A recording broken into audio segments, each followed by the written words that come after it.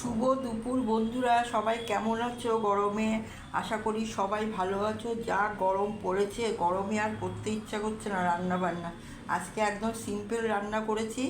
আজকে করেছি গরম ভাত, লেবু, লঙ্কা, মুসুরির ডাল, টমেটো দিয়ে, পেঁয়াজ ফোড়ন দিয়ে, শাক ভাজা, রসুন ফোড়ন দিয়ে, ভিন্ডি আলু ভাজা, বরবটি ভাজা, আর করেছি ঝিঙে আলু পোস্ত চিংড়ি মাছ দিয়ে। কার কার ভালো লাগে এরকম পোস্ত খেতে? চিংড়ি মাছ দিয়ে পোস্ত, ঝিঙে আলু দিয়ে পোস্ত, আর আমের চাটনি, কাজু, কালো জিরে, শুকনো লঙ্কা ফোড়ন দিয়ে আজকে এরকম সিম্পল রান্না কার কার ভালো লাগে অবশ্য কমেন্ট করে জানিও। গরমের দিনে এরকম হালকা পাতলা রান্নাই খেতে ভালো লাগে। তোমাদের কার কার ভালো লাগে অবশ্য কমেন্ট করো, পাশে থেকো, সবাই লাইক করো, কমেন্ট করো, আর নতুন হলে অবশ্য সবাই ফলো করে পাশে থেকো।